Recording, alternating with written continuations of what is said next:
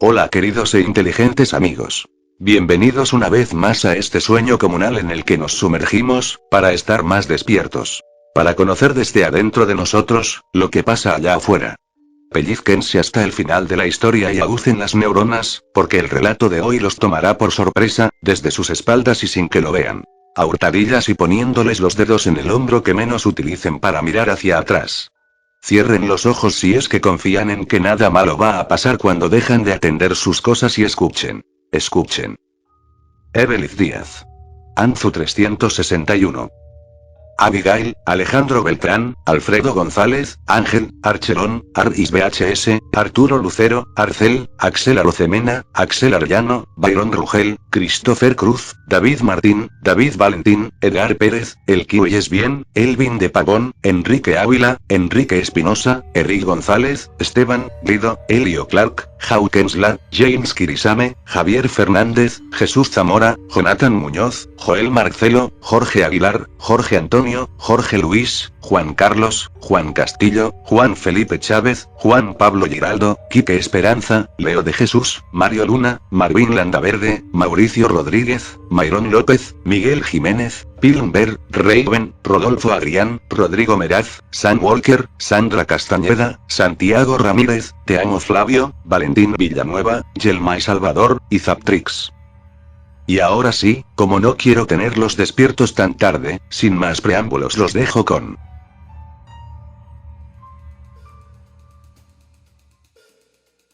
El Diablo Blanco. Si no estás manipulando a la gente con la magia y evocación de tus escritos, entonces no estás escribiendo realmente. Escribir es el arte de hacer actuar a la gente, como si ellos fueran personajes de tu obra teatral. Yoman M. Slips.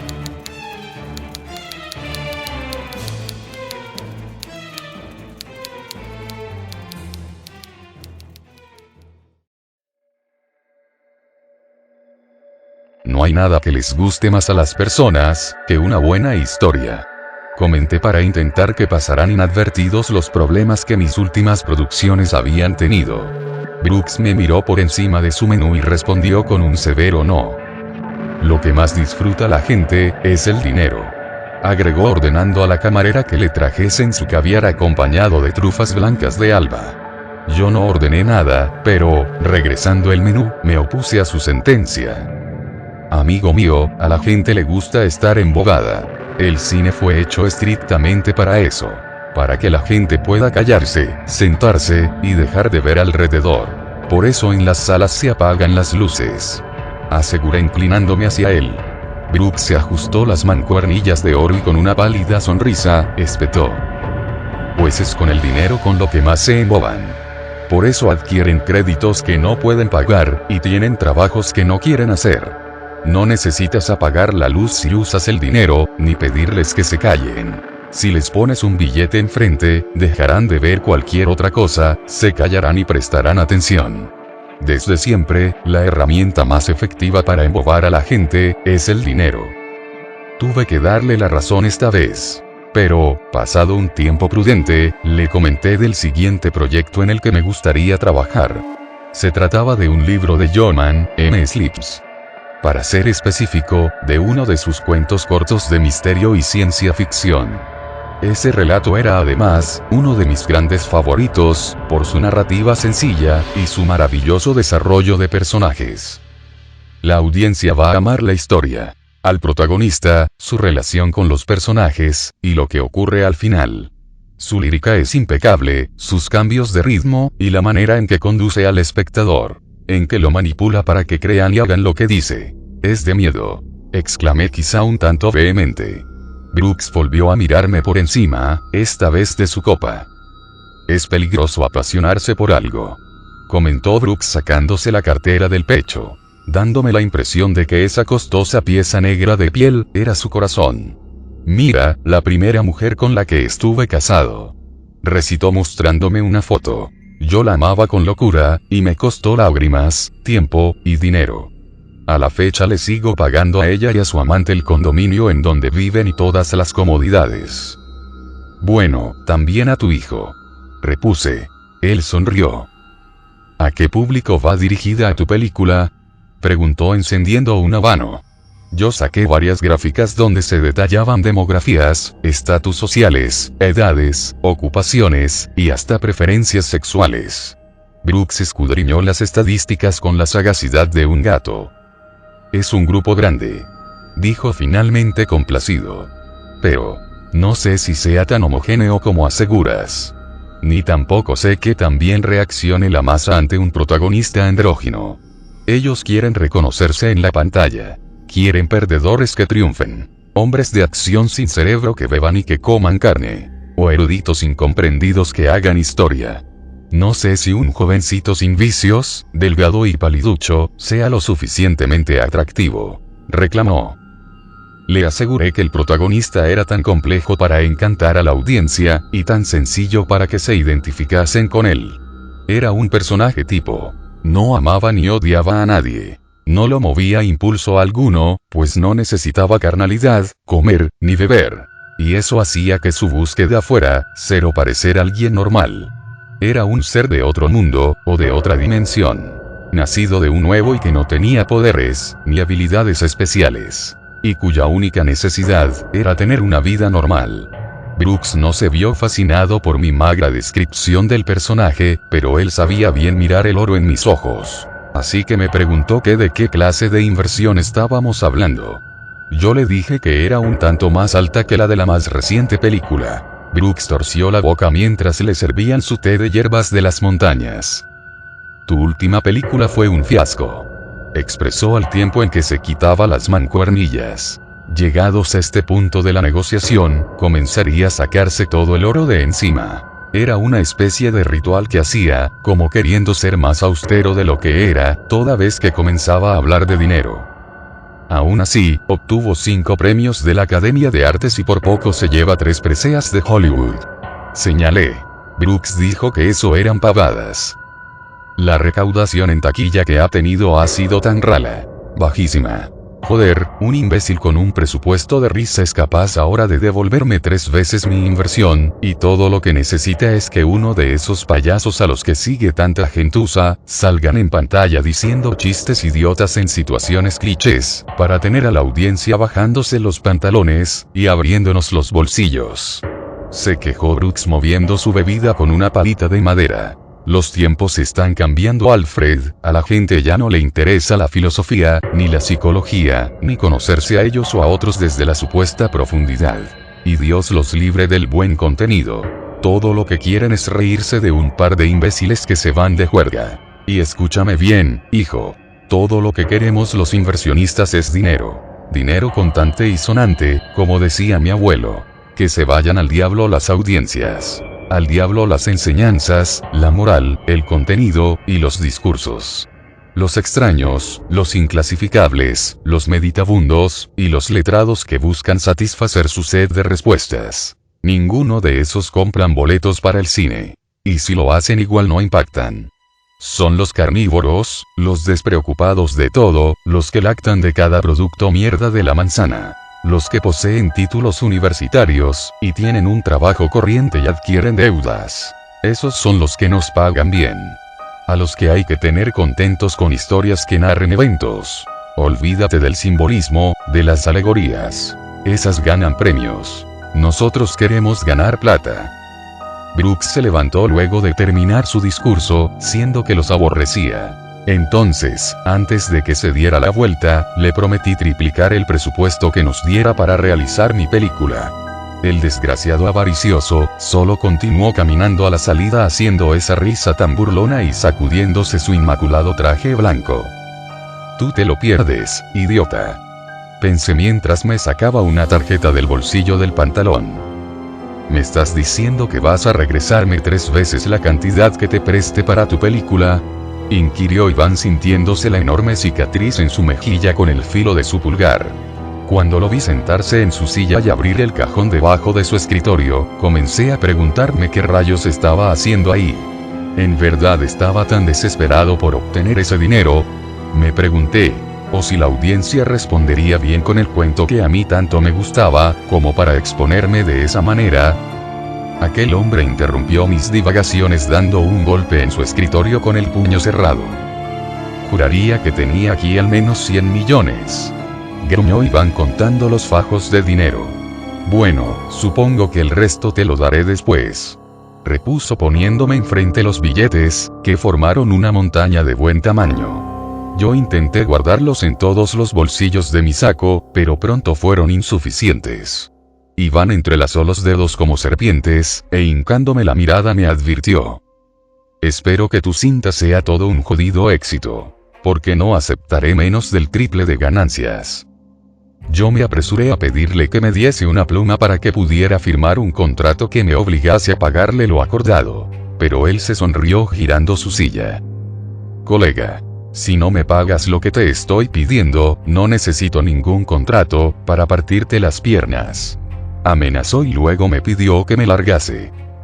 3 semanas después, me reuní con los escritores que habían terminado de ajustar los detalles del guión cinematográfico. Quería que respetasen la esencia original del cuento, pero también que aportasen lo suyo para lograr adaptarla al lenguaje correspondiente del medio.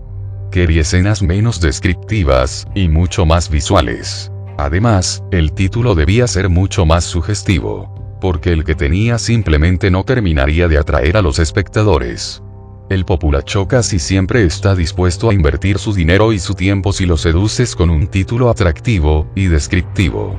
El cuento se llamaba La inadecuada cualidad del ser humano, pero yo hice que lo cambiasen por algo menos implícito y mucho más incitante, decidiéndome por el título, El Diablo Blanco.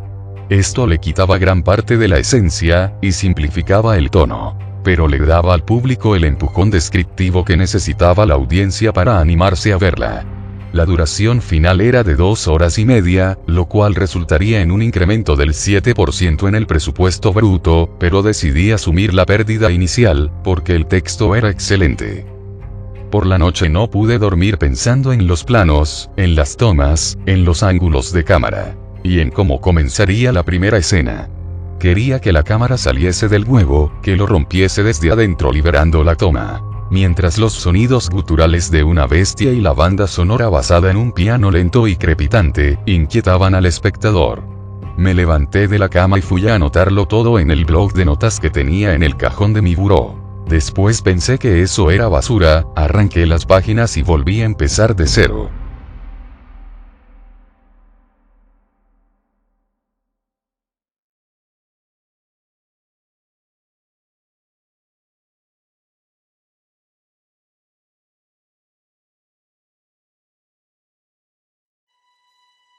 Eran las 2 de la mañana cuando una luz pasó rozando mi ventana y todo el frente de mi casa. Me asomé corriendo la gruesa cortina para darme cuenta que se trataba del imbécil de Sandro, el más reciente novio de mi hija. Lo peor de todo era que esta vez ya no podía activar la alarma para dejar que se lo llevase la policía. Y pensándolo bien, fue un movimiento apresurado y demasiado torpe de mi parte, porque eso solo lo acercó más a mi niña. Después de aquel ataque tan bajo, ni siquiera podía decirle que no saliera tan noche con aquel bueno para nada. Y es que aquel mamarracho ni siquiera ocultaba hacerlo. El otro día me preguntó a cuánto ascendía la cuenta de banco que le daría a mi hija cuando ella cumpliera la mayoría de edad. Maldito parásito. Si quería vencerlo, tenía que ser más listo que él. Lo he intentado casi todo, créanme. Es más, quise darle un papel en mi película pasada. Quería que fuera el muchacho al que 2 criminales asaltan y dan una seria golpiza en el callejón. Por supuesto, le había indicado a los actores que lo hicieran con todo el realismo necesario. Pero el muy cabrón se enfermó cuando hubo llamado y tuve que reemplazarlo. Desde entonces lo he tratado de aceptar para que se le pase el capricho a Dalia, pero no me ha dado resultado. Incluso la otra vez los sorprendí hablando de criar hijos en la casa de Boca. Lo peor de ese estúpido, es que no es del todo malo. Ciertamente controla a mi hija, y es un desocupado que vive del dinero de sus padres y quiere hacerlo del mío. Pero el muy bastardo maneja buenos conceptos de algunas cosas, y hasta ha corregido algunos detalles en mi querida hija. Manipulándola, manejándola a su antojo con aparente bondad. Pero yo sé, solo yo parezco comprender, lo que esta criatura de la noche oculta. Dejé que la moto se alejase y se perdiera de la luz de las farolas. La boca de la oscuridad se los comió enteros a la distancia, mientras mi corazón se angustiaba como en un barco que se hunde poco a poco. Un mes más tarde aún no encontraba al protagonista ideal para mi película. Ni con todo el maquillaje del mundo vas a quitarle la cara de imbécil. Me quejé arrojando los botes de pintura de un manotazo. El actor Sucho se limpió el rostro blanco con una toalla húmeda y salió del estudio vociferando. Tienes que escoger a alguien. Ya estamos más que retrasados. Reclamó Guggenheim, mi productor ejecutivo. Un antiguo amigo de la escuela que además de ser muy eficiente, era de los pocos que sabían decirme las cosas. Si no es, no es. Reclamé sentándome en mi silla y succionando el whisky de la botella. Joder Alfie, si quieres estrenar en verano, debemos ponernos a trabajar ya. Escoge al que cobre menos y actúe mejor si todos te dan lo mismo. Exclamó propinándome un golpe en el hombro con un fajo de periódicos. No me dan lo mismo. Dije que son igual de repulsivos. Necesito al protagonista ideal, de otra manera todo se vendrá abajo como en un efecto dominó. Las producciones de mierda suelen contratar al actor famoso, o a un rostro fresco y sin talento, que hace todo tipo de favores para ser estrella. O a un recomendado de altos mandos. Consiguiendo que la película sea todo menos perfecta. Guggenheim se apretó los ojos con la mano izquierda. Ahora mismo da igual si actúa un jovencito salido de la academia, o alguien con toda la carrera del mundo. Si no la grabas antes de que termine el mes, lo perderemos todo. Y temo también por tu seguridad, amigo mío. Exclamó vehemente. Estoy protegido. Le aseguré. Ese mafioso no me asusta. Tengo al senador Maynard de mi parte, y ya he incluido la propaganda que me mandó ayer mismo en el guión. Ese Krakovich es el menor de mis problemas. Guggenheim se rascó la calva y musitó algo ininteligible. Para el final del día, era evidente que las cosas no saldrían como yo esperaba. El último actor era un homosexual que sabía moverse como alguien andrógino. Pero su voz era demasiado suave, y su mirada opaca y sin chiste. Además no tenía ni la altura, ni la nariz. Y los efectos digitales no arreglarían el hecho de que carecía de carisma. Era un desastre. Me levanté de mi silla y salí del estudio para no agarrar a golpes a los que me mandaron al casting del día. Por la noche Dalia me habló de casarse con ese mediocre. Estaba dando vueltas en mi cama cuando mi teléfono sonó. Era Esther para informarme que en agosto se casaría con un magnate del petróleo. Quería que lo supieras por mí, antes que por la prensa. Me dijo. Yo le respondí que era muy amable en informármelo. Pero que cuando fuese a apuñalarme, mejor no me avisara con tanto adelanto, porque me daba tiempo de esquivar el ataque. Ella me colgó el teléfono haciéndome rabiar como en otros tiempos. ¡Cuántos matrimonios de mierda! Pensé mientras seguía retorciéndome en mis sábanas. Definitivamente no podría dormir esa noche, así que me levanté y bajé por un refrigerio. Cuando pasé delante del espejo y vi el prominente abdomen que había logrado a base de pan por las tardes y omelettes por las mañanas, desistí. Me hallaba sentado en el pasillo a oscuras mordisqueando preocupaciones, cuando recordé aquel sitio en internet que me había recomendado Patrick. Saqué mi teléfono y marqué la dirección. La página tenía colores chillantes y la música era irritante. Pero aún así me saqué una cuenta luego de pagar una tarifa algo elevada para terminar mi perfil. ¿Quieres conocer chicas? Preguntaba un letrero de color rosa neón luego de que terminé de apuntar mis datos bancarios. Cuando dije que sí, me dejó ver los perfiles de las mujeres. Patrick me había advertido también que la mayoría de esos supuestos anuncios de mujeres buscando conocer hombres, eran más falsos que la nariz de Scarlett Johansson. Que un buen perfil tiene alguna que otra falta de ortografía y de sintaxis. Y no muestra más de 5 fotografías. Luego de pasar como 30 páginas no logré encontrar nada interesante. Tal vez sí era demasiado exigente. Es decir, había mujeres espectaculares, pero irremediablemente falsas. No creo que engañaran al más tonto de los pervertidos. Apagué mi celular y regresé a mi alcoba. Llegué al estudio hasta el mediodía, mi rostro debía ser material de pesadillas, porque una maquillista se detuvo a ayudarme con las ojeras. Fue cuando me estaba contando que tenía suerte de seguir trabajando en la industria, ya que cada vez son más los directores que se decantan por los efectos visuales, cuando tuve una idea. Me quité sus brochas de encima con un manazo y corrí con Guggenheim. Quiero que sea por computadora. Grité al entrar en su oficina. Este me pidió que hablase más despacio. Quiero que el protagonista de mi película sea generado enteramente por computadora. Exclamé dando vueltas por ahí, diciendo que todo sería perfecto. Podríamos escoger la altura, el cuerpo, el rostro y la voz. Y hasta esas peculiaridades demasiado inhumanas para que las posea un actor de carne. Guggenheim se untó los pelos con ambas manos en el rostro. El sindicato de actores se nos va a ir encima si no usamos al menos a un actor para que dé los movimientos. Replicó. Al carajo con el sindicato. Grité levantando los brazos. Ninguno de sus actores ha dado el ancho. Además ahogaremos sus putas demandas con contrademandas hasta la fecha de estreno. Luego les pagaremos un porcentaje de lo obtenido a sus líderes. Créeme Guggen. Será genial. Mi productor siguió poniendo excusas. Los efectos por computadora todavía no han logrado hacer a un humano creíble. Todo se irá al diablo si los efectos son cutres. Señaló. Si el protagonista parece un muñeco de cera, nadie pondrá atención a la película. Es más, si ven que en el tráiler el personaje se mueve como si fuera una marioneta, ni siquiera van a ir al cine. No seas pesimista, hombre. Desde el 2022 la tecnología ha dado un avance impensable. Hay animaciones de 20 segundos creíbles. Aseguré. Guggen tuvo que darme la razón. Pero otra cosa era producir algo de 2 horas con ese nivel de sofisticación. «Estás loco», me gritó cuando salí de su despacho. Yo le exigí que colocara la vacante para un buen equipo de animación por computadora. De preferencia los que trabajaban para el Partido Arcano, responsables de aquellos anuncios con personas virtuales. Luego supimos que habían hecho trampa al unir pedazos de varias personas y refinarlas por ordenador. 4 días más tarde no habíamos tenido suerte. Incluso ya había hablado con los del Arcano para que nos generasen un protagonista utilizando la misma treta de unir cachos de diversas personas.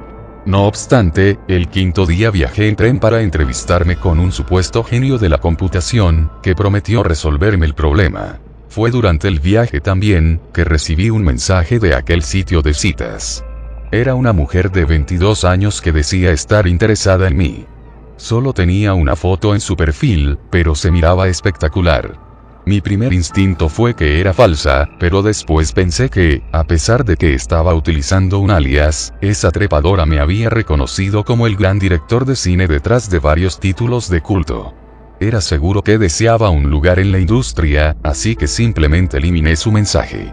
No tenía tiempo de tratar con otra actriz loca, ni deseaba la mala publicidad por ahora si ella, despechada, hablaba con la prensa. Pero ciertamente me hubiese gustado meterla en mi cama. Estuvo viendo su foto. Sus larguísimas piernas hicieron que me salivara la boca.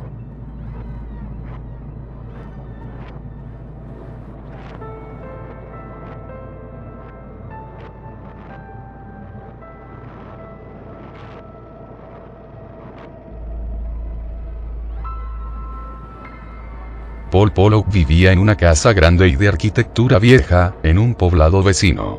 Se las arreglaba solo y por el tono pálido de su piel, se veía que casi nunca abandonaba su cueva. La puerta estaba abierta y me había advertido que una vez ahí, me dejara pasar yo mismo y caminara por el pasillo de alfombra azul hacia el ala oeste y de ahí bajase las escaleras que se encontraban al final de la habitación. Lo primero que me llamó fuertemente la atención, era que había computadoras por toda la casa. La mayoría de ellas estaban encendidas. Algunas incluso en el suelo. Paul se encontraba jugando a algo muy extraño en una pantalla muy grande, sentado sobre un tapete de simbologías hindús. El juego lo hacía mediante órdenes que daba directamente desde la diadema sobre su cabeza. En el monitor solo pude observar triángulos y círculos que evitaban colisionar, en un fondo de colores estridentes y cambiantes. Tuve que desviar la mirada cuando comencé a sentir mareos. Paul dio por terminada la partida y me indicó que me sentase a su lado. Era un tipo de tranquilas maneras, facciones suaves, de no más de 30 años. que llevaba el torso descubierto, sandalias, y el tatuaje de unas de corazones en el pecho. Su cabello era inusualmente largo y estaba peinado hacia arriba. Solo su pelo parecía venido de otra época. ¿Y bien?, pregunté desesperado, revisando mi itinerario, y los mensajes que me había enviado Gauguin. ¿Qué puedes hacer por nosotros? El chico se recostó sobre la alfombra llevándose las manos a la cabeza y luego encendió el monitor junto a nosotros. En este apareció una mujer que sonreía seductoramente y guiñaba el ojo en un bucle que se repetía. ¿Esa mujer está completamente generada por computadora?, le pregunté azorado. Paul respondió que sí, meneando la cabeza. Le hice saber que era un magnífico trabajo. La piel se miraba tan natural con todos los accidentes y poros, y la manera sutil en que se movía, habría engañado al más aguzado. Quise saber entonces si podría armar algo así para una película de 2 horas de duración. El chico se inclinó sobre sus piernas y luego, como si le llegase el cargo de conciencia, dijo que lo que acabábamos de ver no era obra suya. Era una persona real. Pero enseguida me aseguró que podía prometer ese mismo grado de perfección. Me puse de pie y dije que no tenía tiempo que perder. Esto era cosa seria, y había una enorme cantidad de dinero en juego. Paul me persiguió por el pasillo y me pidió una oportunidad para demostrarme que era el indicado para el trabajo. Intenté decidirme rápido, pero lo cierto es que, aunque estaba desesperado por encontrar a alguien, quise ponerle una prueba antes. Sobre todo porque pensé que aquel supuesto genio no era más que un charlatán. Mira, tengo un problema con mi hija adolescente que requiere de un toque especial. Le dije mirando el monitor de una de sus computadoras en la que se veía una animación muy sencilla de un perro persiguiéndose la cola. Paul se mostró curioso. Así que le dije que deseaba que conquistara mi Dalia. Él dijo que no era muy bien parecido, pero que haría el intento. No me has entendido. Quiero que la engatuses detrás de tu ordenador. Y que no seas tú, que crees por computadora a un hombre perfecto que la pueda seducir. Que le robes su amor al bueno para nada que tiene al lado. Bastará con que vea al personaje que fabriques una sola vez, para que no te cueste tanto trabajo. En una semana, si ella comienza a hablar de ti, y se olvida de ese papanatas, tendrás el trabajo. Pensé que Paul iba a poner algún pero por la manera en que se quedó mirando hacia el suelo, pero luego aceptó. Dijo que si obtenía el trabajo, me pasaría la factura por todo. Yo le dije que estaba bien, y le entregué todos los perfiles de redes sociales que manejaba mi hija. Como no había querido firmarle unos papeles a Esther para que hiciera uso de una cuenta bancaria que teníamos en común todavía, ella le dijo a la prensa que yo pensaba hacer una película utilizando solamente actores generados por computadora. Esto desató un infierno de relaciones públicas, que empeoró cuando ella, para presionarme, les dijo también que yo había comenzado a ver a una mujer a la que le llevaba casi 20 años. Lo cierto es que solo había intercambiado algunos mensajes con esta. Y únicamente en mis ratos de ocio. Gauguin dijo que había logrado apaciguar a la prensa cuando declaró que solo el protagonista iba a ser 100% digital. Con la cada vez más frecuente manía de los directores por utilizar personajes de CGI, los gremios de actores y el público en general, nos estaban viendo con muy malos ojos. Yo le aseguré que ya le había entregado las últimas firmas a mi ex, y que no volvería a molestarnos. Él dijo que fue muy estúpido intentar fastidiarla de ese modo. Fue esa tarde cuando mi hija me confesó que su relación con Sandro se estaba apagando. Le parecía cada vez más aburrido, más predecible, y más manipulador. Yo le dije que me daba mucho gusto escuchar eso, y ella respondió que no me alegrara demasiado. Porque lo cierto, es que había conocido a alguien más. Dijo que se llamaba Paul y que, aunque solo lo había visto a través del monitor de su computadora, era todo un sueño. Esa misma noche le dejé un mensaje a Pollock, diciéndole que todo había sido un éxito, y que lo esperaba por la mañana para ponernos a trabajar. Como a las 11 de la mañana recibí un mensaje de Paul que me decía que él trabajaba exclusivamente desde su casa, y que no iba a ningún sitio, porque tenía agorafobia. Es decir, miedo al exterior. Si yo tenía problemas con esto, deberíamos abandonar el trato aquí mismo. Le contesté que no tenía objeción alguna, siempre y cuando estuviese siempre disponible para cualquier observación, y compartiera en tiempo real sus avances, para que, si tomaba un rumbo que no me pareciese, y desease cambios, no trabajase en vano. Unas horas más tarde, él respondió que no, que yo le entregase el guión terminado, y unos meses después, él me daría el trabajo final. No quería cambios ni correcciones, y que si no nos complacía, simplemente no le pagásemos.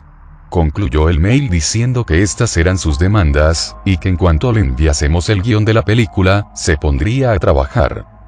Los escritores se negaron porque dijeron que hacer una película era un proceso orgánico, que a veces las mejores escenas surgían al momento de la grabación, que entregarle el guión, por bueno que fuese, a un simple animador para que calcase las palabras en movimientos, resultaría en un bodrio infumable. Eso yo lo sabía bien. Les pedí que se tranquilizaran, también diciéndomelo a mí mismo. La cosa era que o bien accedía a sus inusuales peticiones, o bien dejaba que un actor mal lograse las escenas con su actuación desabrida y un aspecto que nunca iba a retratar exactamente al del protagonista del cuento. Incluso entrevistamos a más actores durante toda la tarde, pero ni al caso. Y no era que yo me estuviese poniendo difícil ni nada por el estilo. Tiene un nuevo mensaje, me dijo mi teléfono como a las 3 de la mañana. Pensé que sería aquel lunático de las computadoras con más demandas absurdas, pero no. Era Molly. Quería que iniciásemos una videocharla, insistió en que quería verme, porque tenía días que no estábamos frente a frente, al menos en pantalla. Le respondí que me veía terrible y ella dijo que yo siempre estaba guapo. Lo curioso era que todos mis instintos me decían que aquella mujer no podía ser real. Vaya, quiero decir que sí era real, porque la estaba mirando, pero no podía fijarse en alguien como yo, que tenía una fea nariz de rabino y estaba tan cansado de los ojos. Por más que estiraba la mandíbula, mi rostro ya no estaba lozano, y las arrugas de mi frente estaban siempre ahí, sin que yo frunciese el ceño. Ella me escribió que me veía estupendo. Le encantaba cómo la luz de la cámara me daba desde abajo y realzaba los bordes de mi rostro. Dijo que siempre le habían gustado los rasgos fuertes. Yo le hice notar que con la luz de la mañana, porque teníamos diferencia de horario, parecía una ninfa. Un hada con vaporosa ropa y cutis perfecto. Tan perfecto, que parecía logrado por ordenador. Fue antes de escribir esto que comencé a tener serias dudas acerca de ella. Después de todo, había visto las maravillas que podía lograr Paul Pollock. ¿Quién me aseguraba que otros geniecillos como él no estaban trabajando para el sitio de citas, generando mujeres por computadora que luego te ligaban y te exprimían la tarjeta de crédito? O que incluso era ese mismo lunático el que estaba engañándome como había engañado a mi nena. Le pregunté si deseaba conocerme en persona y ella se incomodó un poco. Al menos dijo que lo pensaría, porque sus padres le estaban pagando la carrera y eran demasiado controladores. Yo me obligué a ser firme y le dije que si no era de frente, no volvería a hablar con ella. Al mediodía Paul nos sorprendió enviándonos una pequeña muestra de su trabajo. Mandó 3 segundos de animación. Era el protagonista que estaba buscando. Su piel era de un blanco grisáceo, sus ojos estaban hundidos, pero vivaces. Su cuerpo firme, no demasiado ejercitado. Y la actitud con la que estaba sentado, lo decía todo. Había captado la esencia del personaje. Su trabajo era simplemente magnífico. En 3 segundos logró mucho más de lo que esos idiotas que venían a las audiciones, lograban en media hora de improvisación o interpretación. En ese instante le dije a Gauguin que iríamos con él, y que no me importaba permitirle trabajar en solitario, porque sé que lograría impresionarnos. Incluso él tuvo que aceptar que el muchacho tenía un talento fuera de este mundo, como todos los inadaptados y locos. Unas horas después, cuando convencí a los ejecutivos, productores, y demás involucrados en el proyecto cuya opinión importaba, le hice saber que el trabajo era suyo, que accederíamos a sus demandas. Contratamos a un experto para que fuese coordinando las escenas como si el actor que interpretaba a Lois estuviese aquí.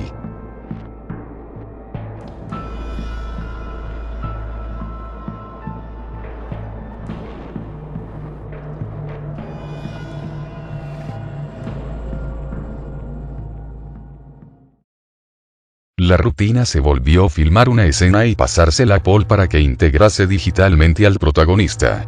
Queríamos ir viendo cómo iba saliendo todo, pero por supuesto, él se negó. Dijo que cuando concluyera el proyecto podríamos verlo todo.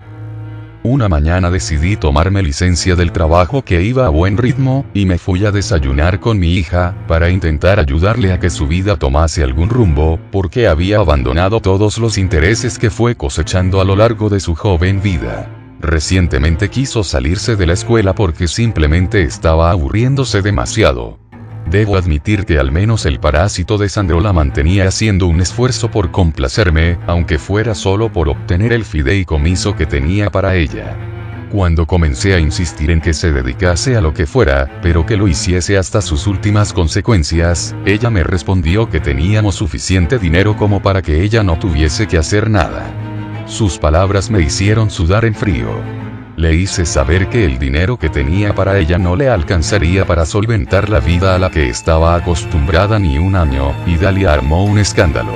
Dijo que yo era un avaro, un hombre despreciable que vestía con trajes de diseñador y fumaba habanos de reserva especial, pero que no estaba dispuesto a sacar a su única hija de tener que partirse el lomo por el salario mínimo, como todas esas cucarachas. Creo que merezco gastar mi propio dinero. Enfaticé. Porque yo he trabajado muchos años por él. Y así lo despilfarré todo en gustos caros, como mi whisky, o en juergas para todos mis esbirros, como tú los llamas. Estoy haciendo lo correcto. No es mi intención convertirte en una persona inútil. Exclamé pidiendo un vaso de agua, pero para echármelo en la cara, porque las cosas que decía me enrojecían el rostro de vergüenza. Mira, padre. Gritó cortando su carne, tú sabes que soy una persona muy dispersa, y eso es porque mi mente es inquieta, e ingeniosa, y quiero hacer de todo. Me interesa probar todo lo que la vida ofrece. Hago diseños de vestuario, escribo a ratos, pinto, estoy en clases de defensa personal, hago equitación, y hasta he ido a cursos de cocina. Pero no quiero que nada de eso se ensucie con la maldita necesidad de sacar dinero de todo, de prostituir mis actividades favoritas mercando con ellas.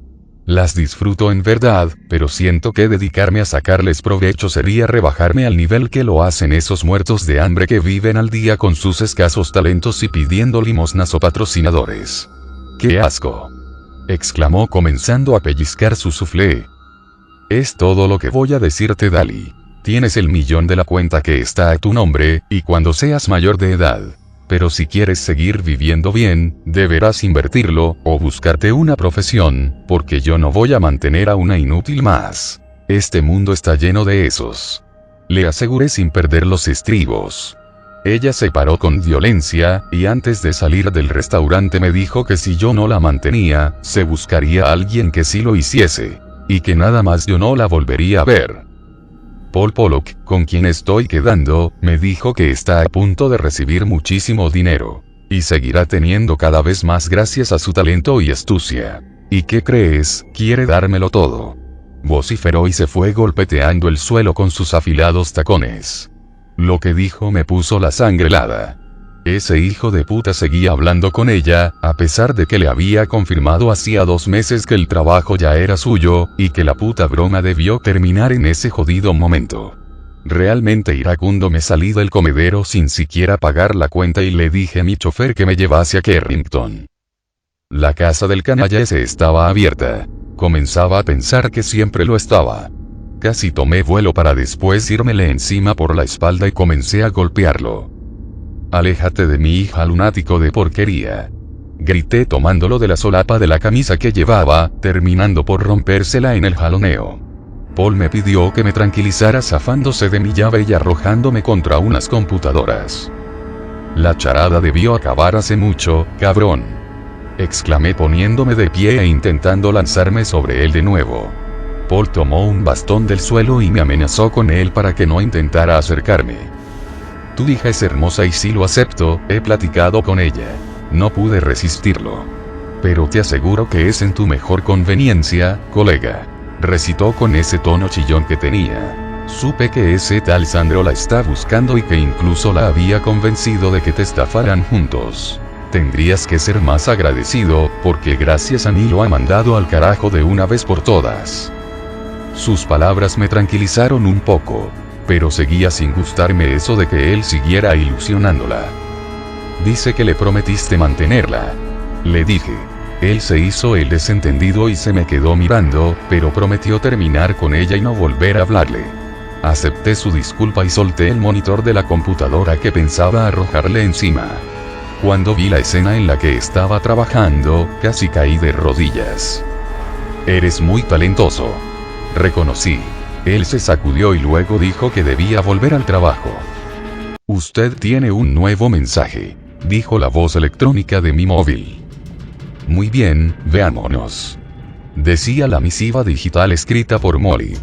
Esto hizo que una sonrisa acudiera a mi rostro cansado. Le contesté que le mandaría boletos para que se viniese a mi ciudad en avión, y luego volví al estudio para relevar a mi director adjunto. La película estaba casi terminada. Mi hija no vino a casa esa noche y por más que insistí, no respondió el teléfono. Estaba preocupándome debajo de mis cobijas, como un niño que le tiene miedo a una entidad desconocida y aterradora.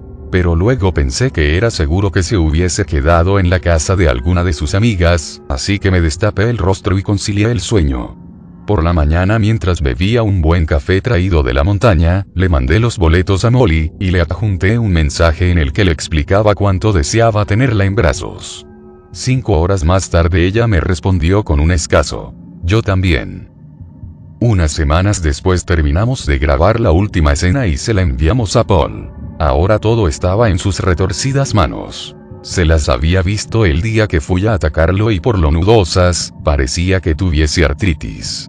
Quizá era debido a que pasaba tanto tiempo en el teclado de la computadora escribiendo todo ese código para que sus personajes digitales cobrasen vida. Escuché, mientras terminaba de firmar unos papeles en mi despacho, que Dahlia llegaba a la casa. Seguramente disfrutaba pensando que estuve con el alma en un hilo, como dicen. Y así había sido, pero no iba a darme por vencido en esto de educarla. Ella no vería ni un centavo más de mí. Y ahora que Paul también la había rechazado, seguramente entraría a mi oficina arrastrándose. 3 horas más tarde fue evidente que esto no sería así. Al menos no por esa noche. Mientras me metía en mi cama, tuve pensamientos negativos. Esperaba que no hubiese conocido a algún otro pusilánime, o peor aún, a otro estúpido dispuesto a consentirle sus caprichos de niña tonta. Ese día salí al vuelo de Molly y yo estaba realmente emocionado. Incluso ignoré el hecho de que Dahlia pasara a un lado mío sin saludarme. Ignoré su ignoramiento, y esto me hizo sonreír. Hasta le dejé panqueques calientes sobre la mesa y un beso de padre en un papel con algún dinero para que solventara los gastos que tuviera. A la hora en que el aeroplano debía estar saliendo, Molly me envió un mensaje. Dijo que había esperado hasta el último momento para decírmelo, porque no deseaba desilusionarme. No sé cómo lo hizo, pero mi padre se enteró de mis planes y ha ordenado a mi escuela que me encierren aquí. Se disculpó. En verdad deseaba verte, y espero que continuemos hablando y viéndonos, aunque sea a través del monitor. Necesito que me mandes besos y yo hacer como que lo siento y luego bajar la cámara por mi cuerpo como si fueran tus ojos y mis manos. Ese rincón te extraña, concluyó. Yo azoté el teléfono. Gauguin me preguntó si tenía algo y yo lo pasé de largo. Nos encontrábamos todos sentados en la sala de juntas porque nos había llegado el paquete con la versión terminada de la película. Paul Pollock nos adjuntó también un ticket con la cuenta en donde detallaba, además de la animación de 3 segundos que nos mandó el primer día, la animación que hizo para engañar y seducir a mi hija, sus gastos de mantenimiento, sus gastos derivados, y lo que cobró por las 2 horas de animación, ya que en casi toda la película aparecía el protagonista. La cuenta final era de 30 millones, de los cuales, 9 habían sido por el engaño que le hice a Dahlia. Eres un grandísimo hijo de perra. Vaya que tirar el dinero de esta manera, gruñó Gauguin. Los otros ejecutivos y productores asociados también expresaron lo suyo, repitiendo que yo era un cabronazo. Tranquilícense, les pedí. Estuvo bastante mal empleado el presupuesto, pero lo hice para saber si aquel chico merecía la pena, porque aunque no nos guste su trabajo, aún debemos pagarle 11 de esos 30 millones por sus gastos derivados. Lo que hice con esos 9 millones que podrían decir que desperdicié en mi capricho, fue asegurarme de no tirar otros 11 en el proceso, y además el tiempo invertido. Luego levanté el rollo cinematográfico que nos había enviado. Les aseguro que esta película tendrá un éxito avasallante. La historia no tiene desperdicio, y esto acompañado del protagonista ideal, nos dará muchísimo dinero más. Lo que ha cobrado ese loco es apenas lo que cobraría un actor de buen renombre, y sin duda nos ha dado mucho más. Señalé colocando la cinta en el proyector. La cinta comenzó y rápidamente nos inmiscuimos en la intrigante trama. Era difícil no notar la maestría con la que estaba logrado el personaje de CGI. Sus movimientos, sus gestos, la textura de su piel y la interacción con el ambiente. Cuando terminó la proyección todos estábamos de pie y aplaudiendo. Debo reconocerte que puede que aquí tengamos algo, comentó Gogen pausando la escena en la fría mirada del personaje creado por computadora. Sus pupilas casi negras eran de una intensidad sobrecogedora. Los demás inversionistas, y personas de traje responsables de la distribución, marketing, y demás cuestiones relacionadas con que la cinta llegase en tiempo y fecha, y al público indicado también me felicitaron. Una de ellas incluso dijo haberse sentido intimidada al ver el producto final. Lo que el mono ese te hace sentir, va más allá de toda explicación, exclamó acariciándome el brazo.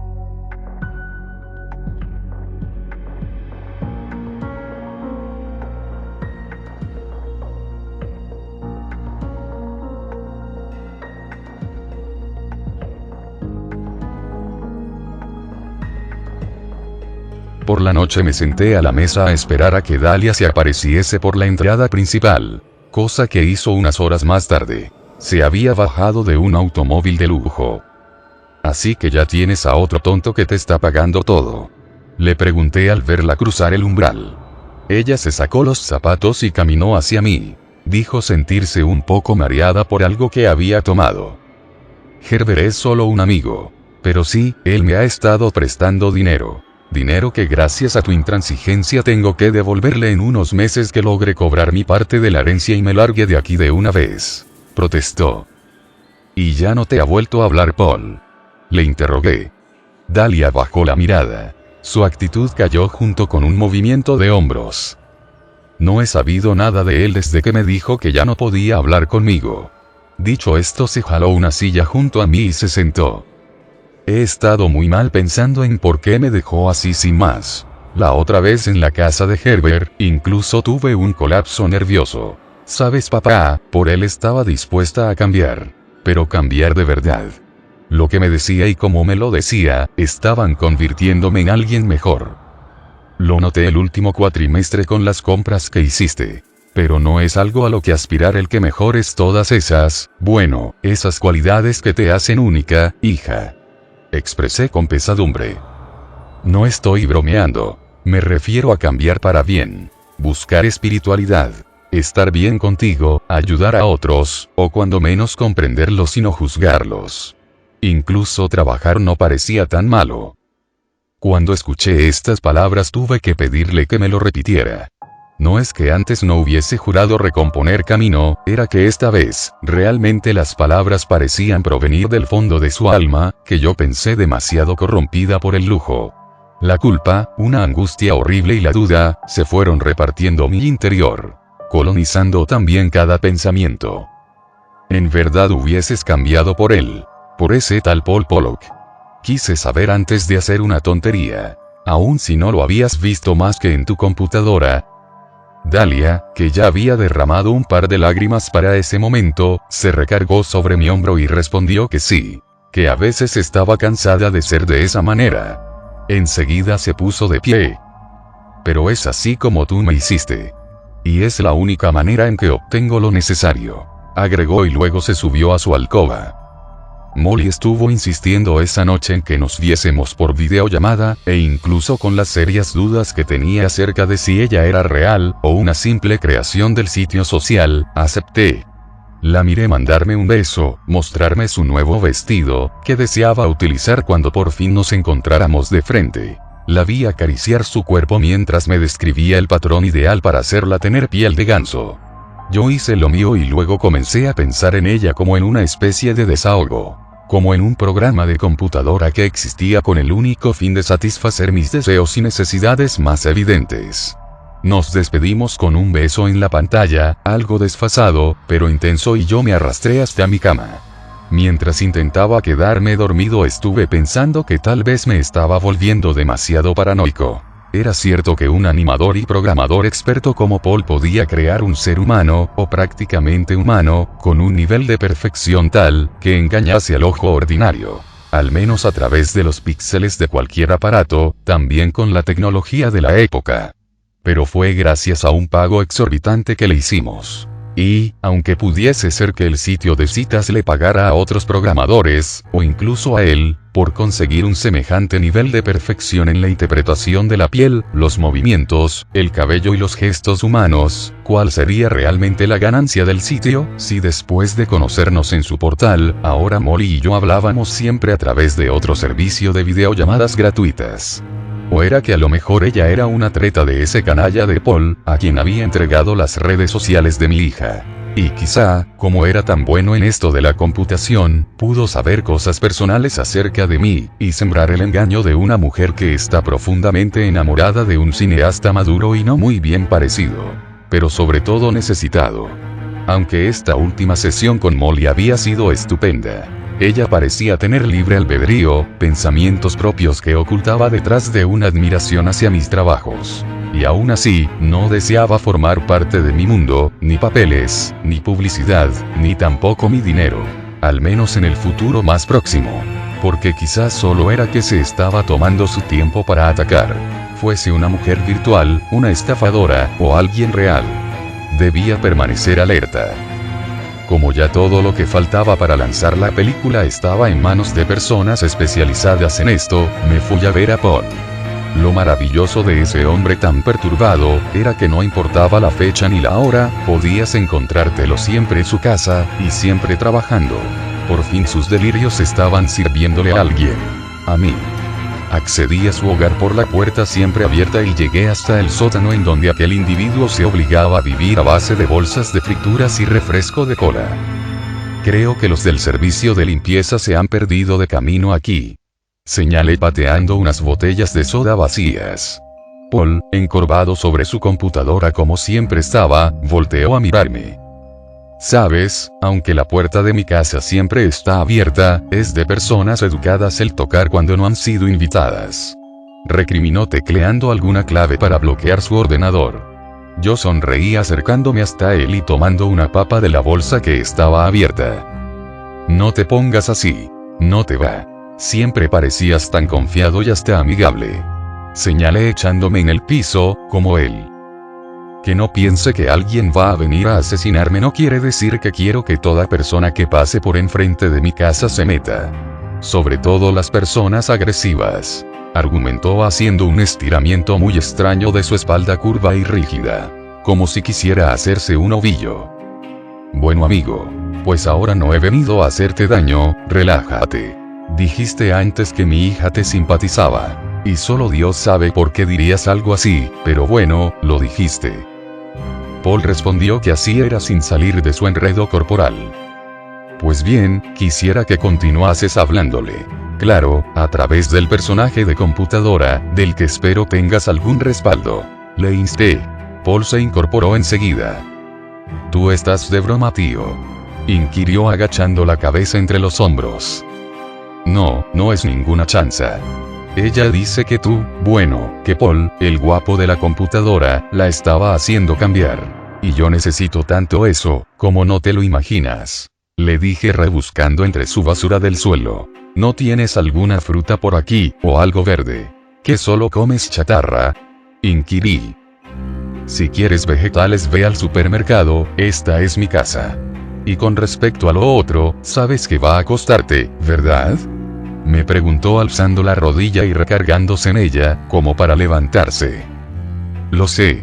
Nos llegó tu cuenta el día de ayer, y vaya ladrón que has salido. Mira que cobrarnos tus gastos de operaciones. Si pareces uno de esos ejecutivos avaros. Te haré saber el precio y tu hija seguirá en contacto con Paul, el guapo de la computadora, como le has dicho. aseveró regresando a su computadora. Luego de un rato en que no dijo nada más, salí de su casa. La película se estrenó el 22 en casi todos los países, a excepción de China y algunas zonas de Europa, por motivos estratégicos. Habíamos recibido bastante publicidad, sobre todo por lo bien logrados que estaban los efectos. No toda la publicidad era positiva, algunos diarios conservadores resaltaban lo espeluznante que era el que cualquier equipo de lunáticos armados con una central de ordenadores, pudiesen hacernos creer que un conjunto de píxeles eran un ser vivo. Sobre todo por la manera tan realista con que estaba hecho el protagonista de mi película, y porque todos los desinformados habían caído de espaldas cuando alguien les había hecho saber que aquel hombre blancuzco no era de piel, sino de píxel. Uno de los diarios digitales fue más lejos y dijo que aquel ser, que no podía ser tan fácilmente clasificable, era obra del diablo. Es decir, que el verdadero diablo blanco, era quien estaba tras los ordenadores que crearon a dicho actor digital. Y quizá yo me estaba convirtiendo en un tonto, de esos a los que tanto despreciaba, porque esto pareció tener algo de lógica. Verán, los tontos los hay en diferentes presentaciones, y se los puede clasificar de muchas maneras. Y los peores, al menos como yo lo veo, son los tontos que no saben que lo son. Los que leen, los que van a eventos culturales, los que intentan controlar a los demás a través de sus opiniones vehementes y casi siempre controvertidas. Los budistas, agnósticos, los animalistas, y cualquier otro grupo de choque, siempre estará lleno de estos despojos de poquísima inteligencia que, con un libro en la mano, y un teléfono inteligente en la otra, se engañan a sí mismos, porque son los de más rudimentario contenido mental.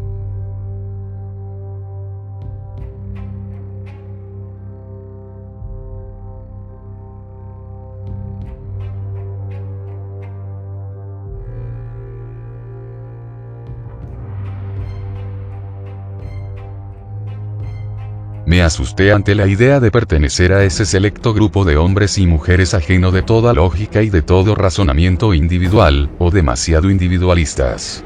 Pero es que, si la tecnología ahora mismo no nos permitía crear algo así de perfecto, tal vez Paul estaba jugando con otro tipo de artimañas. No era que estuviese dando por hecho que lo dicho en esa publicación sensacionalista fuese cierto, y que aquel desaliñado esquizofrénico fuese Satanás, o siquiera uno de sus esbirros. Pero bien podía ser algún tipo de entidad. No podía ser de esa manera. Estaba divagando demasiado. Seguramente ni siquiera era responsable por Molly, mi mujer detrás de la pantalla. Por cierto, ya sumaban 22 los mensajes que me estuvo enviando mientras yo me encontraba tan ocupado haciendo mis cosas, viviendo mi vida. Otra de las razones que me hicieron dudar de que ella existiese realmente, fue que no me contaba nada acerca de ella. Fuera de que estaba en una universidad de mujeres estudiando ciencias naturales. Y que no tenía demasiadas amigas. Si esto fuera un guión de cine, diría que al escritor se le acabaron las ideas, o los personajes tipo. Aunque, en su último mensaje me decía que por qué no iba yo a verla. Estaba escribiéndole que eso podía funcionar. Pero me arrepentí y lo borré. ¿Qué tal si alguien realmente malintencionado estaba reclutando niñas hermosas para atraer a viejos feos y ricos? ¿O de alto perfil? Me pregunté. Guardé mi teléfono y asistí a una proyección que reunía a varias personas importantes de la ciudad. Por supuesto, le envié un mensaje a Molly diciéndole que me hubiese gustado que ella estuviese aquí a mi lado. Esperaba que no notase mi reticencia a su sugerencia. Pero como no me mandó más mensajes en el resto del día, creo que sí lo hizo. Dalia regresó a casa muy temprano al día siguiente, e incluso estuvo ayudándome a organizar muchas de las tareas que tenía que realizar. Le pregunté si deseaba algo, ya que no era normal esa clase de cooperación de su parte. Mi hija dejó una paca de papeles dentro de la gaveta que le indiqué y me respondió que no deseaba nada. Luego se sinceró conmigo. Dijo que había retomado comunicación con ese tal Paul, del que ya sabía su apellido. Con tan solo decir su nombre, siento como que a mi corazón le brotan alas desde los ventrículos. Y se ramifican de entre las venosidades y válvulas, y sangra y duele, pero se eleva conmigo. Exclamó repitiendo, Paul Gautier, como si estuviera poseída por algo. Yo me la quedé mirando y señalé que su alegoría había sido algo cruda. Ella echó a reír, y dijo que fuera de bromas, lo cierto era que se estaba enamorando de ese Paul Gaultier. Sobre todo porque lo que decía era poderoso. Decía la verdad sobre todo, y sin pelos en la lengua. Era como si dominase los secretos y conceptos detrás del mundo. Ella apenas le había dicho una frase budista, y no se dio cuenta de lo vacía y malintencionada que era, sino hasta que él se lo hizo saber. La frase en cuestión era: cuando alguien te hace enojar, ese alguien tiene control sobre ti. Yo que pensaba que se trataba de una frase de amor, pero él me hizo ver que se trataba de una manipulación de odio contra las personas que nos rodean. Y, como todo el budismo, está hecho para perturbar la relación entre las personas y manipularnos mejor. Una frase más honesta y que parte del bien sería, según Paul, el único que te hace enojar, eres tú mismo. Porque la otra adjudica la culpa a los demás. No sé si lo estoy diciendo o expresando bien, o como él me lo dijo. Pero ciertamente es un gran pensador, o sabedor de las cosas. Desde lo más simple, hasta lo más elevado. Además es hermoso. Bueno, no es que solo a mí me parezca guapo por mis arquetipos personales de belleza, es que el hombre es casi un ángel. Me encanta sobre todo su nariz, recta y honorable. Yo me quedé pasmado un momento, sobre todo por la idolatría que ese papanatas estaba despertando en alguien tan inocente como lo era mi hija. Algo semejante había pasado con Sandro. Aunque debo reconocer que aquel no era tan inteligente como este loco. Le recomendé que ella tuviera sus propios puntos de vista, y que no se dejase deslumbrar por ese Paul Gaultier. Ella respiró hondo. ¿Lo ves?, dijo luego de 3 expiraciones. Hablar con Paul me está ayudando tanto, que ya no quiero salir corriendo, para alejarme de tus constantes críticas. Te preocupas por mí y eso es genial. Yo también te amo, papá, dijo y siguió ayudándome.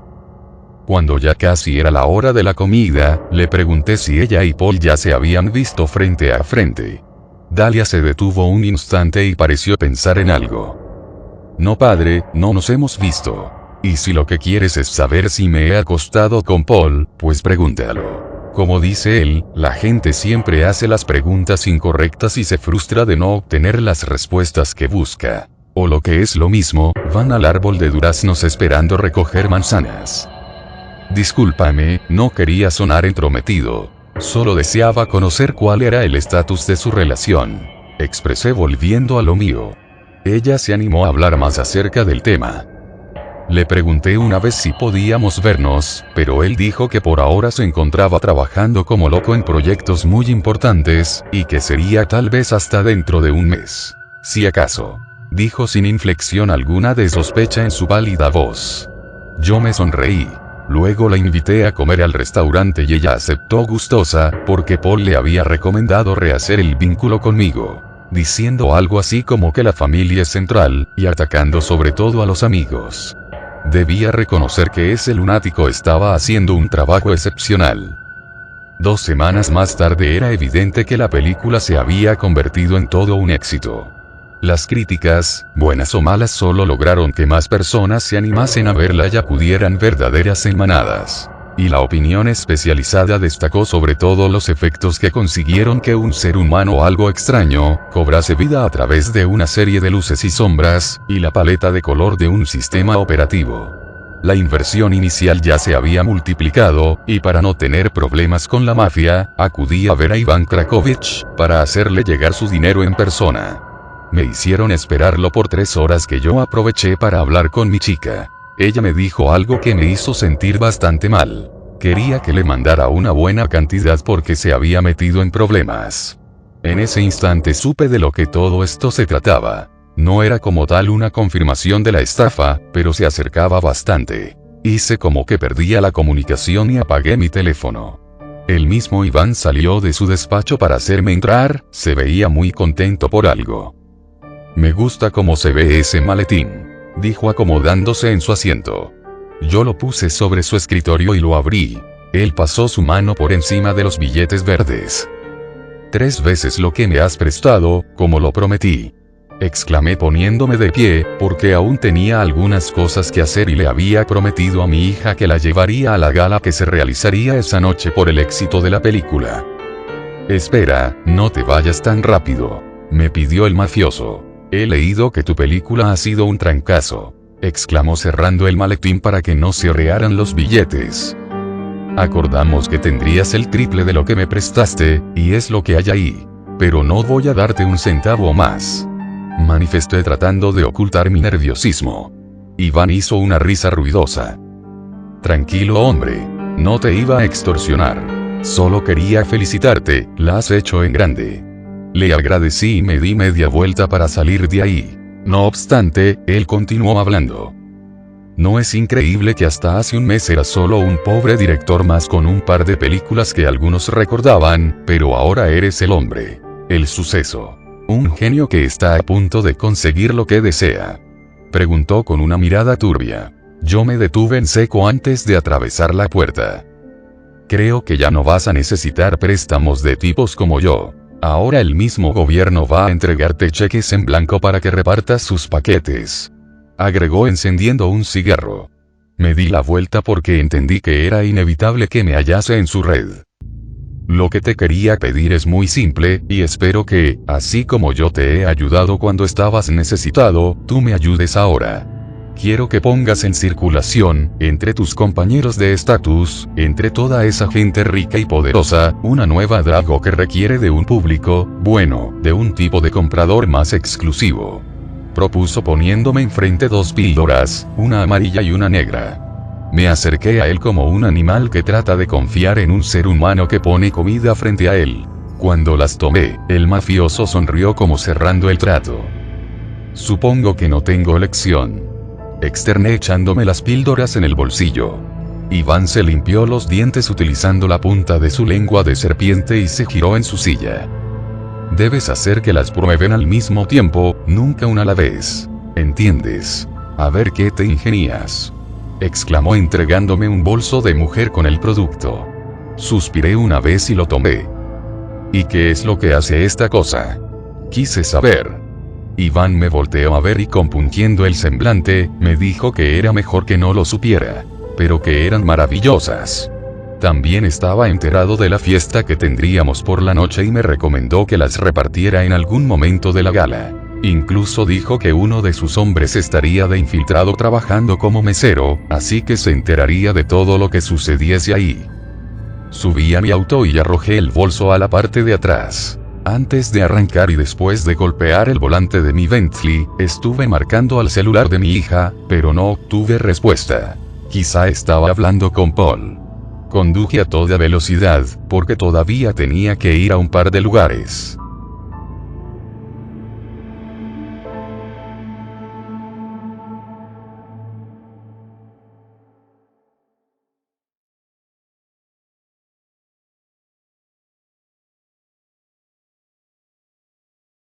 Dalia me había dicho que iba a estar en la casa desde antes de las 6 de la tarde, pero eran las 8 y no la encontré por ningún lado.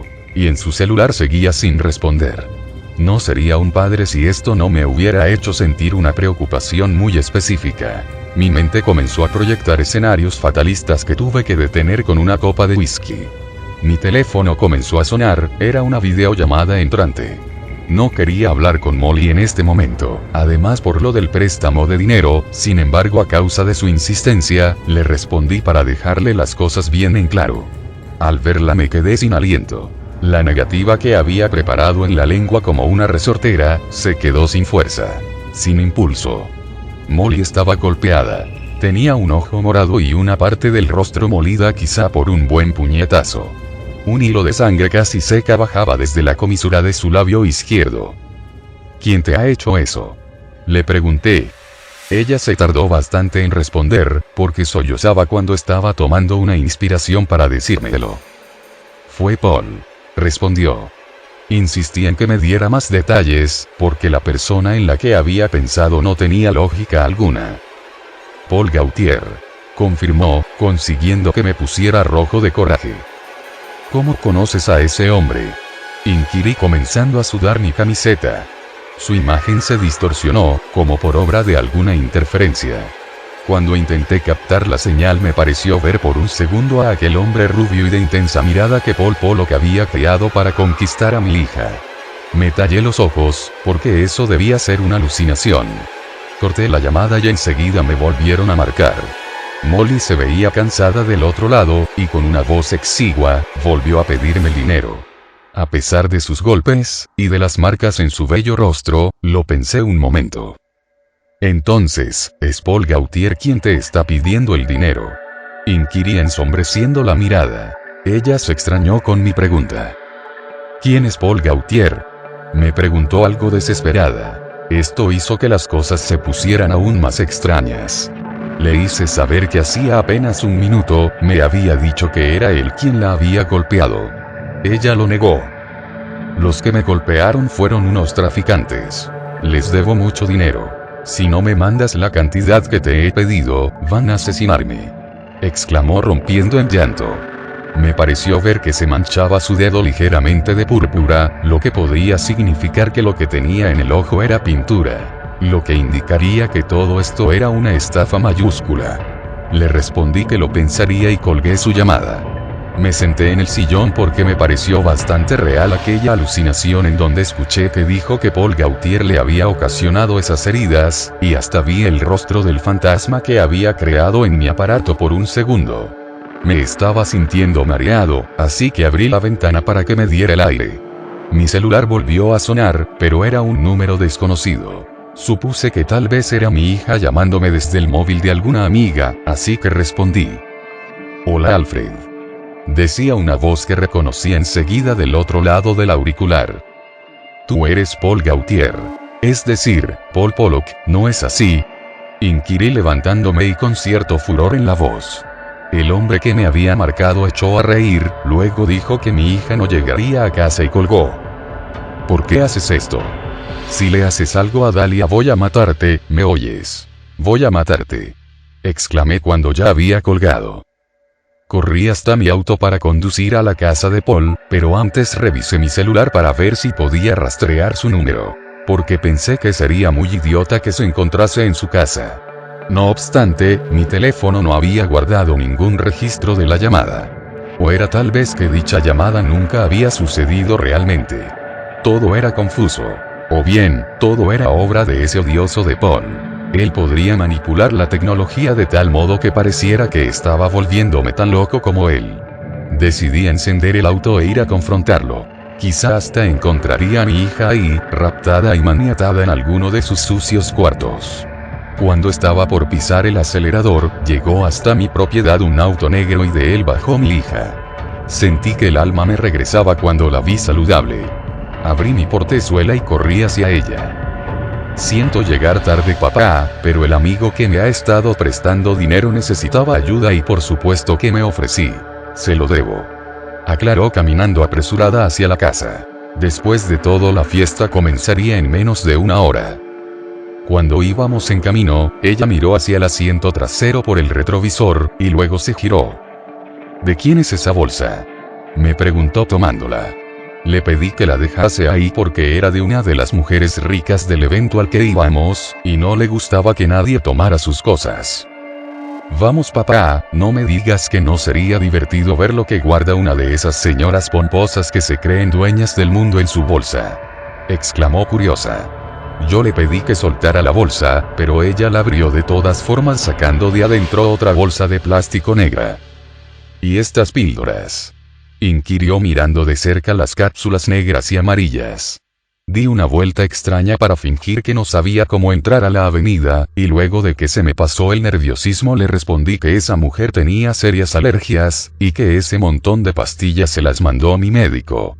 Dahlia me miró con una críptica sonrisa. Claro, medicina, exclamó guiñando un ojo. Cuando estábamos llegando a la enorme mansión del empresario que daba la fiesta, Dahlia me confesó que su relación por computadora con Paul Gaultier se estaba complicando. Él quiere que vaya a conocerlo y que tengamos experiencias. Pero quiere que lo hagamos aún si soy menor de edad.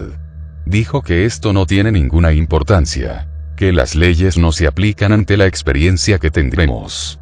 Al escuchar esto frené el auto. No pude evitar exclamar que era un hijo de perra. Dahlia me pidió que me tranquilizara, porque no era lo que yo pensaba. A ella le había parecido bastante raro lo que Paul le había sugerido, pero ciertamente le daba curiosidad. No se trata de que yo vaya a verlo físicamente, papá, él está muy lejos por ahora. Sino que tengamos una experiencia extrasensorial. Que nos reunamos en una realidad virtual a la que él tiene acceso. Supongo que es un sitio web. Todo lo que yo tendría que hacer es conectarme por medio de la red profunda. Enseguida le pregunté que eso cómo sería. Ella respondió que no tenía idea, que quizá uno de estos días en que Paul se volviese a conectar, se lo diría. Esto me dejó un poco más tranquilo, porque no la arriesgaba físicamente. Aunque ese canalla estaba aprovechándose de una menor, y aun si era a través del mundo digital, por supuesto que era ilegal. Si se atrevía a hacer algo pornográfico con mi hija, aun si no le tocaba ninguno de sus cabellos en el plano físico, lo refundiría en la cárcel. Precisamente en la fiesta me iba a reunir con varios jueces federales. Le pedí a mi hija que extremase precauciones y bajamos del auto. La fiesta fue más aburrida de lo que pensaba, a pesar de que también habían invitado a otros personajes reconocidos. Uno de ellos me parecía completamente desagradable, se trataba de un actor de películas de comedia. El solo ver su rostro me inspiraba el vómito. Tal vez porque lo recordaba en aquellas películas de mierda tratándose de hacer el adolescente gracioso cuando ya tenía más de 30. Fue precisamente a él a quien intercepté en el baño para ofrecerle el narcótico de Iván. ¿Y esto qué hace?, me preguntó con ese acento falso del gueto que tanto me desagradaba. Pues mira, Adam. Solo sé que te da un buen viaje, y que te alivia mejor que el placer humano más grande. Además es menos peligrosa que la nieve, aunque menos accesible también. Le aseguré. Por simple generalización, porque el único estupefaciente que yo había probado en la vida, me dio aquella sensación. No le hablé de la cápsula negra, ni le dije que debían comerse juntas, porque deseaba experimentar en ese idiota, lo que me había dicho terminantemente que no hiciera aquel mafioso. Adam examinó la grajea y la miró a contraluz. Era cristalina y transparente. Luego la echó en su boca y la tragó sin agua. Incluso 3 minutos después, dijo que no pasaba nada. Tu cosa esa no me ha pegado para nada. Incluso me siento más sobrio que nunca. Vaya estafa, no me apuntes en tus compradores, tío. Y por cierto, felicidades por tu película. Indicó saliendo del baño. Quizá la píldora amarilla solo aceleraba el efecto de la negra. Tendría lógica que en esta se encontrase la sustancia activa. Mi siguiente prueba la hice con otro director que acababa de realizar una de esas populares películas de superhéroes. Era un conocido hombre X, que solía abusar de su cargo para acosar a los jovencitos que buscaban hacerse famosos interpretando a uno de esos salvadores de la tierra con poderes de dioses, y atuendos pegados de piel. A él le di solo la píldora negra, obteniendo los mismos resultados que con Adam. Simplemente nada. Lo lamento, Brian, deben haberme dado un lote caduco. Me disculpé asegurándole que arreglaría esto. Él no le dio demasiada importancia y dijo que al menos su dolor de cabeza se le había pasado. Quizá confundiste el narcótico con las aspirinas, amigo. Bromeó saliendo del baño. La cosa era rara, pero no increíble, quizá por eso me recomendó tanto Iván que las píldoras debían tomarse al mismo tiempo, de otro modo no hacían el menor efecto. Esto podía ser así para que los embarques viajasen por separado para no ser detectados en ninguna aduana, ya que el efecto alucinógeno se debía a la química combinada de la píldora negra y la amarilla. Cuando también abandoné la sala de aseo, vi que mi hija platicaba muy efusivamente con un magnate ejecutivo de una casa productora. Era un hombre joven y bien parecido, aunque algo tiburón para los negocios. De cualquier manera me gustaba más la idea de que comenzara a aliarse con él, a que continuase engañándose con Paul, y su disfraz digital de Paul Gaultier. Para el final de la fiesta, ya me había deshecho de todas las pastillas. A todos los demás sí les di las 2 cápsulas al mismo tiempo. Me dijeron que el subidón de energía que experimentaron, y el nivel de visualizaciones y los portales abiertos ante ellos, eran cosa de otro mundo. También el placer, que te ponía durísimo. Uno de ellos incluso dijo ver a Dios, y hasta se puso a llorar por lo que éste le dijo. También los efectos se pasaban rápido si abrían los ojos, y seguían cuando los cerraban, lo que hacía de esta, el narcótico ideal. Al menos en sus propias palabras. Esa noche le anoté a Iván varios compradores. Tan solo guardé 2 grajeas para mí, porque también quería experimentar sus efectos maravillosos, pero sin volverme adicto.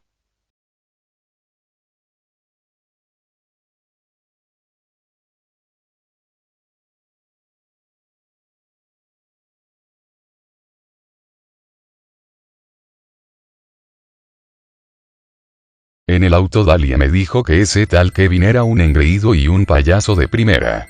Me sentí decepcionado de que no le llamara la atención un hombre de carne y hueso, pero por ahora me dio igual.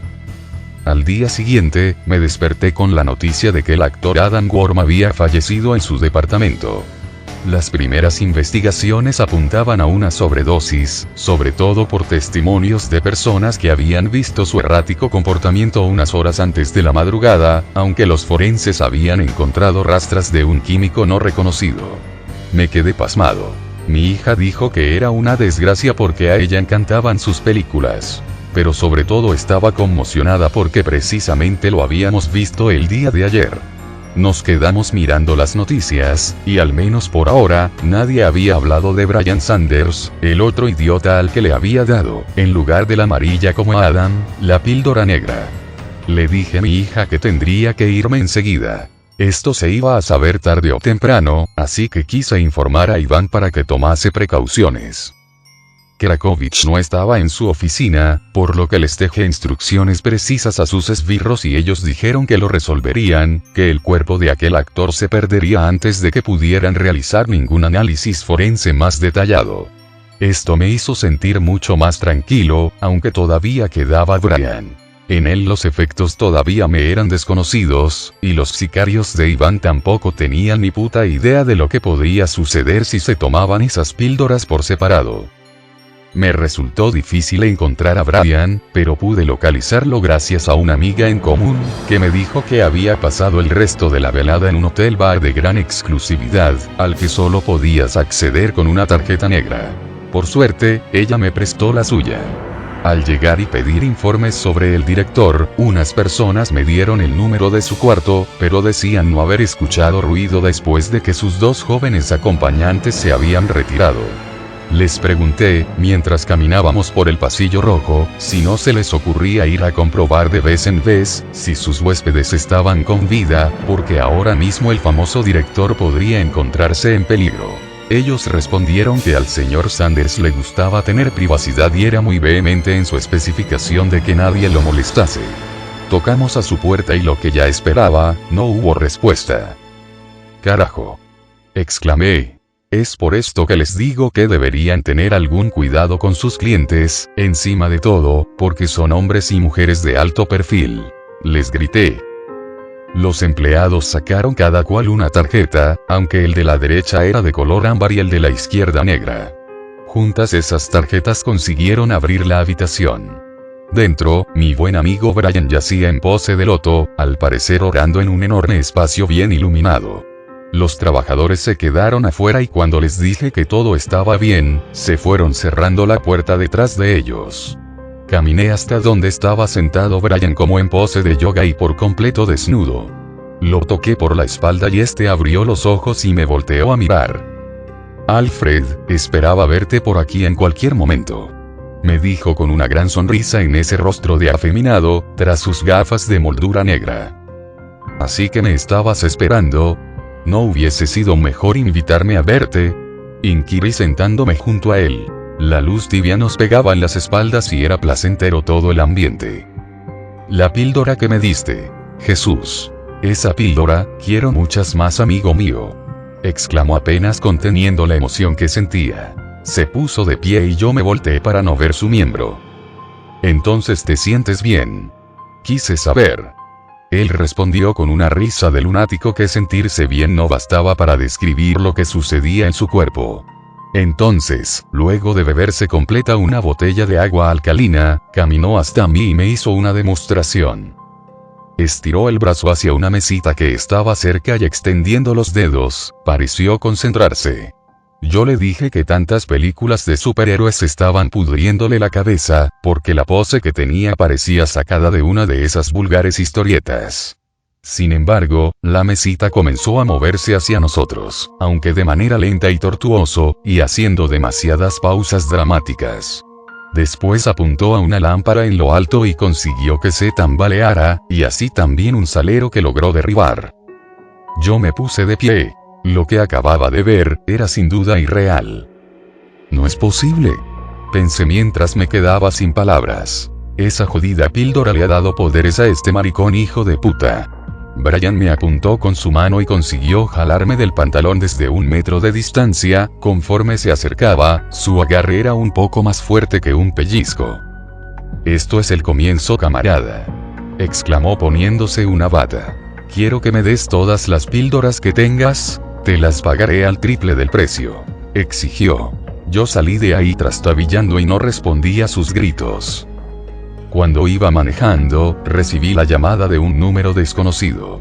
Respondí mientras intentaba controlar el auto a toda velocidad. Se trataba de Paul Pollock, quien me saludó con total aplomo. «Vaya que eres fresco para llamarme después de que le has estado sugiriendo cosas obscenas a mi hija, tú, grandísimo cerdo», grité llenando de saliva la pantalla de mi móvil. Él me aseguró que no había sido culpa suya, y que de hecho, me estaba llamando para advertirme que las cosas se habían salido de control. «¿A qué te refieres? No quieras deslindarte de los ofrecimientos obscenos que le has estado haciendo a mi hija, que además y sobre todo es menor de edad, maldito enfermo», bramé frenando para no estamparme con otro automóvil que se quería dar la vuelta sin poder la direccional. «No estoy bromeando, ni lo digo para engañarte, Alfred. Debes escucharme, por favor. Tu hija corre peligro. El programa de computadora que creé para darle vida a Paul Gautier se me ha salido de control, si es que alguna vez lo tuve. Pensé que lo había dotado de una inteligencia artificial que yo gobernaba, pero él trascendió», aseguró realmente espantado. «¿A qué te refieres con que trascendió?», quise saber cambiando de rumbo con una curva cerrada que hizo que mis llantas sacaran humo. «A que ahora él toma sus propias decisiones, y tiene algo así como vida propia. Además de mucho poder porque domina la red y todo lo que hay en ella», exclamó.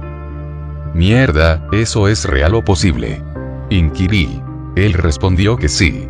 Y luego dijo que el daño que podía hacer, era intentar que Dahlia se conectara en la red profunda, que era un método que aún estaba en desarrollo y solo en los archivos secretos del Pentágono, en donde una persona puede entrar, por medio de la separación de su parte psiónica, a ese entorno digital, expresándose en código. Era complejo y aburrido de explicar, pero si ese maldito de Paul Gautier había robado la información para que una persona entrase en el entorno digital, podría querer que Dahlia lo hiciese, y a lo mucho, dañarla de por vida fundiéndole el cerebro. Porque la técnica era por medio de un aparato que mandaba electricidad a través de los polos del cerebro, y desde los 4 ángulos de la cabeza. Me pidió que me diera prisa y que alejase a Dahlia de cualquier computadora, y yo le agradecí su advertencia y conduje hasta mi casa. Fue muy tarde, cuando había llegado. Dahlia estaba tirada en el suelo, junto a una computadora, con unos electrodos acomodados por todo el cráneo y el rostro. Intenté hacerla volver, pero estaba en coma. Sus signos vitales al menos eran constantes, aunque débiles. Mientras intentaba telefonear a una ambulancia, recibí la llamada de Iván. Me dijo con tono crítico que su negocio se había ido al carajo. Me dio las gracias por echarlo todo a perder, pues cuando sus hombres llegaron ya era tarde y los militares ya estaban desentramando el origen de sus químicos, de sus píldoras. Incluso habían interceptado el embarque más reciente, y él perdería casi todo su dinero. «Eres un maldito idiota. Te dije que les dieras las 2 píldoras juntas, pero tenías que hacerte el listo. Ponte cómodo, porque iremos a darte las gracias a domicilio», amenazó y luego me colgó la llamada. Ahora sí que no podíamos quedarnos en casa, quizá hasta esos maleantes ya estarían en mi puerta y listos para llenarme de metralla el cuerpo. Intenté desconectar los electrodos de Dahlia para poder llevármela al auto, pero mi teléfono volvió a sonar. Era Paul. «¿Qué es lo que quieres ahora? Habla deprisa que estoy metido en un lío gordo», exclamé mirando el código que ocupaba la pantalla de su computador personal. «La pastilla amarilla. Debes tomar la pastilla amarilla», repitió Paul. ¿Cómo sabes tú de las pastillas? Quise saber, completamente asombrado. Él contestó que había investigado los movimientos del ser virtual, y para entrar a su mundo, hacía falta tomarse una pastilla amarilla. De hecho, Iván había sido manipulado por Paul Gaultier para que traficase con dicha Drago, que luego hizo llegar a Dalia a través de mí. Quizá ella la había obtenido en la fiesta.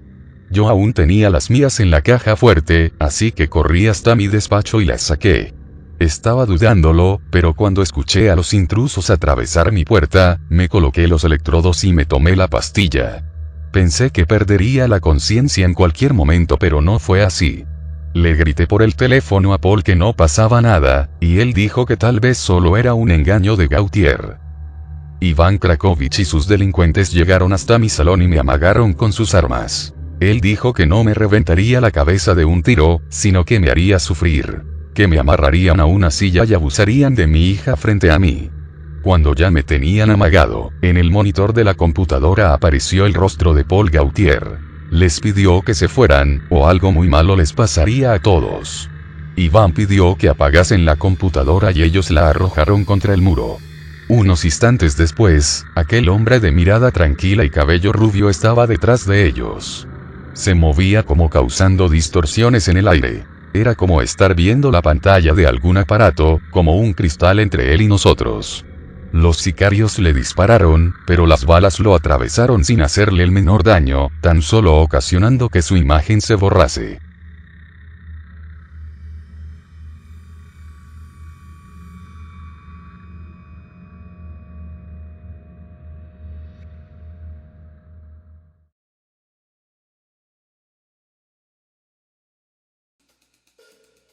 Es un maldito holograma. No puede hacernos nada. Gritó Iván guardando su arma y mirando cómo aquel hombre aparecía y desaparecía de entre nosotros.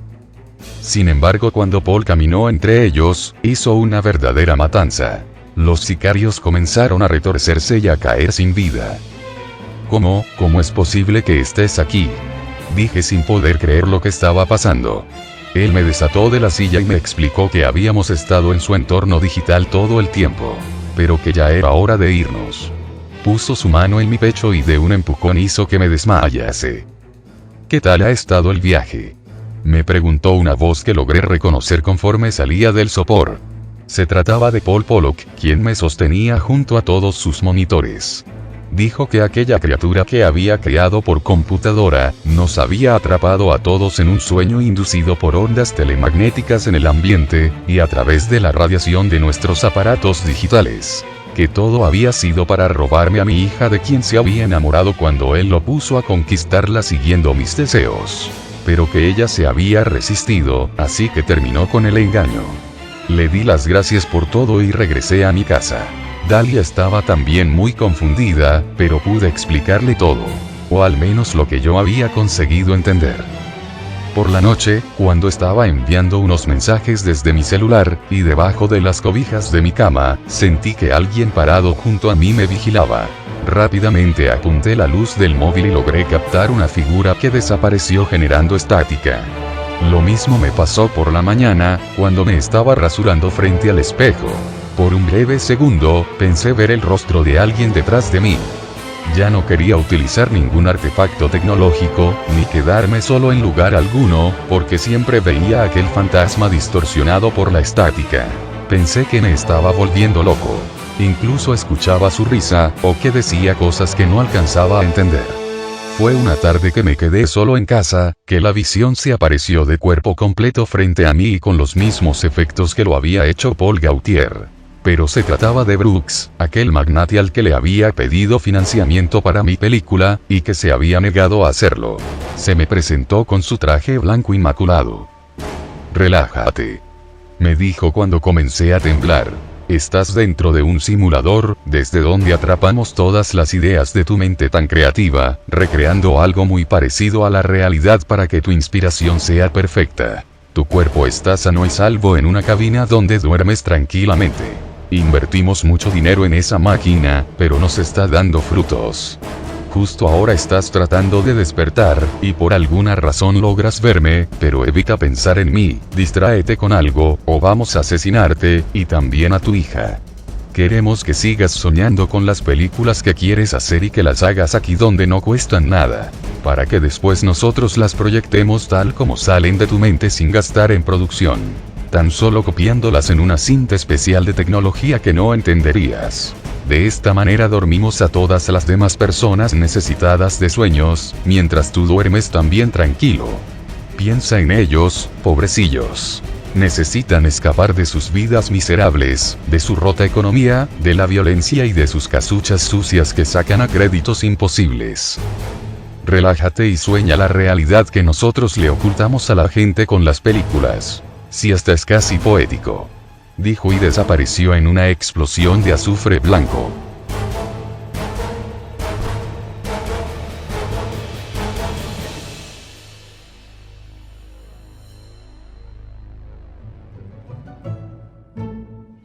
Y así concluye la entrega del día de hoy. Ya saben, espero que me dejen todos sus comentarios, dudas, saludos, opiniones o peticiones. No saben cuánto disfruto leyendo todo lo que me escriben. Prepárense para la nueva entrega de un especial de 3 historias, o tal vez de hasta 4 historias, para festejar a todos mis maravillosos suscriptores. Que siguen aquí a pesar de todo. Creo que ahora sí se me ha ido la lengua con la duración de esta historia, así que me despido. Les mando un abrazo y un beso helado a mis bellas suscriptoras, y una ovación de pie y una reverencia a mis generosos patrocinadores. Nos veremos más pronto de lo que esperan, con muchas más sorpresas. Cuídense mucho. Los quiero.